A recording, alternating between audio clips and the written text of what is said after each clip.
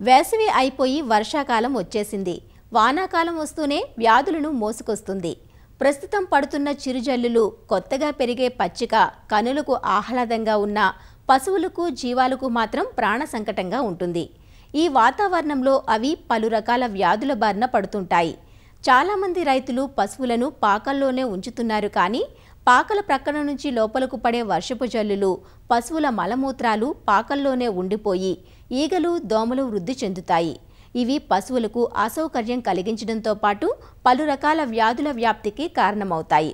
అందువల్ల చికిత్స కన్నా నివారణ మేలని గ్రహించి ప్రస్తుత వర్షాకాలంలో రైతులు పశువులకు ముందుగానే టీకాలు వేయించాలి. అలానే పెంపకంలోనూ కొన్ని జాగ్రత్తలు తీసుకుంటే పశువులు ఆరోగ్యంగా ఉండి పాల దిగుబడి తగ్గకుండా ఉంటుంది. వర్షాకాలంలో పశువుల ఆరోగ్య పరిరక్షణకు తీసుకోవాల్సిన జాగ్రత్తల గురించి శ్రీకాకుళం జిల్లా పశుసంవర్ధక శాఖ శిక్షణా కేంద్రం సహాయ సంచాలకులు డాక్టర్ ఎం ప్రసాదరావు నుంచి తెలుసుకుందాం. వర్షాకాలంలో పాడి పశువుల్లో పాల దిగుబడికి, అదేవిధంగా పునరుత్పత్తికి మంచి అనుకూలమైన కాలం.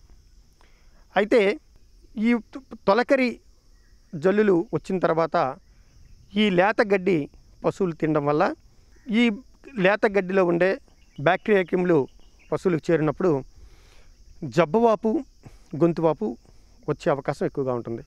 కాబట్టి వర్షాకాలం ప్రారంభానికి ముందే జబ్బువాపు నిరోధక టీకాలు, అదేవిధంగా గొంతువాపు వ్యాధి నిరోధక టీకాలు వేయించుకోవాలి. గాలికుంటి వ్యాధి కూడా ఎక్కువగా ఈ కాలంలో ప్రబలే అవకాశం ఉంటుంది. కాబట్టి గాలికుంటి వ్యాధి టీకాలు కూడా 6 మాసాలకు ఒకసారి వేయించాలి. తర్వాత పాకల నిర్వహణ అనేది సరిగ్గా ఉండకపోతే పొదుగువాపు వ్యాధి సోకే అవకాశం ఎక్కువగా ఈ వర్షాకాలంలో ఉంటుంది.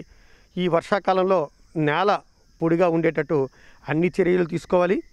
పశువుల పాకలను ఎప్పటికప్పుడు కడిగి వెంటనే ఆరిపోయేలాగా జాగ్రత్తలు తీసుకోవాలి. పొడి సున్నం, అదేవిధంగా బ్లీచింగ్ పౌడర్లను మిక్స్ చేసి ఎప్పటికప్పుడు వీటిని కూడా వేసినట్లయితే సాళ్ళు పొడిగా ఉండడానికి అవకాశం ఎక్కువగా ఉంటుంది. తర్వాత ఈ వర్షం పడే సమయాల్లో ఫారాల్లో ఈ గడ్డి కానీ లేదా దానా కానీ తడిచిపోకుండా సరైన జాగ్రత్తలు తీసుకోవాల్సి ఉంటుంది. ఎక్కువ సంఖ్యలో నిర్దేశించిన సంఖ్య కంటే ఎక్కువగా ఈ పశువుల సాల్లో కట్టకుండా ఉండాలి. అదేవిధంగా షెడ్ లోపలికి వర్షపు నీరు రాకుండా అన్ని జాగ్రత్తలు తీసుకోవాలి.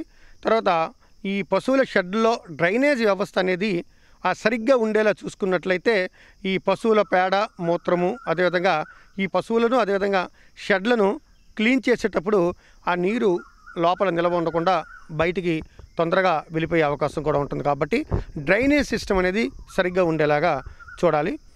పాడి ఆవులు, గేదెల్లో పునరుత్పత్తి ఈ వర్షాకాలంలో ఎక్కువగా అధికంగా ఉంటుంది. కాబట్టి ముఖ్యంగా గేదెల్లో జూన్, జూలై మాసం నుండి డిసెంబర్, జనవరి వరకు ఎక్కువగా ఎదక వస్తుంటాయి. ఈ కాలంలో ఎదక వచ్చిన పశువుల్ని సరైన కాలంలో గుర్తించి ఈ కృత్రిమ గర్భధారణ చేయించినట్లయితే పునరుత్పత్తి అనేది బాగుంటుంది.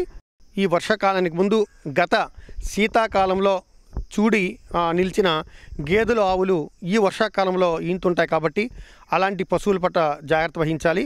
వాటికి సరైన పచ్చగడ్డి, దానా అందేలా చూడాలి. దూడల సంరక్షణ కూడా జాగ్రత్తగా చేపట్టాలి.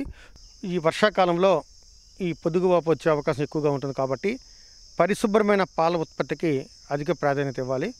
పాలు తీసే ముందు పశువులను మరియు ఈ పొదుగును కూడా పరిశుభ్రంగా కడిగి తడి లేకుండా తొడవాల్సి ఉంటుంది. తర్వాత ఈ వర్షాకాలంలో విరివిగా ఈ పశుగ్రాసాలు లభ్యమయ్యే అవకాశం ఉంటుంది. కాబట్టి ఒక పద్ధతి ప్రకారం పశుగ్రాసాలను పెంచుకోవాలి.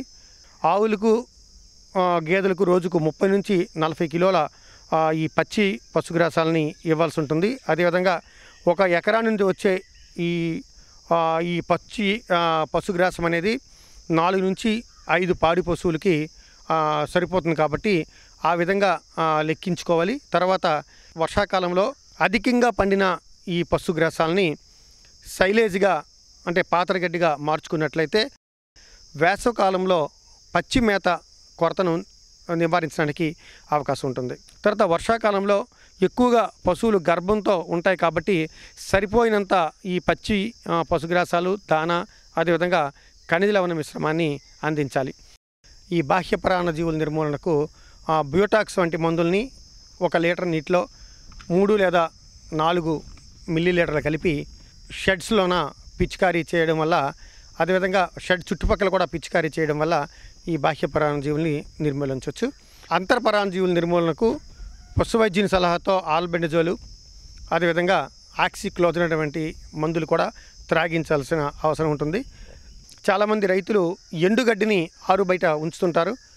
ఈ అధిక వర్షాల వల్ల ఈ ఎండుగడ్డి తడిచినట్లయితే వీటిని ఎక్కువగా పశువులు తినడం వల్ల జీర్ణ సంబంధమైన వ్యాధులు వచ్చే అవకాశం ఉంటుంది. కాబట్టి ఈ వర్షాకాలంలో ఈ గడ్డి తడిచిపోకుండా జాగ్రత్తలు తీసుకోవాలి. ఈ వర్షాకాలంలో త్రాగునీరు కూడా కలుషితమయ్యే అవకాశం ఎక్కువగా ఉంటుంది. కాబట్టి నీరు కలుషితం అవ్వకుండా జాగ్రత్తలు తీసుకుని పరిశుభ్రమైన త్రాగునీరు పశువులకు అందేలాగా ఎల్లప్పుడూ జాగ్రత్తలు తీసుకోవాలి. సరైన యాజమాన్యాల పద్ధతులు పాటించినట్లయితే పాడి సమృద్ధిగా ఉండి పాడి పెంపకం అనేది లాభసాటిగా ఉంటుంది ఈ వర్షాకాలంలో.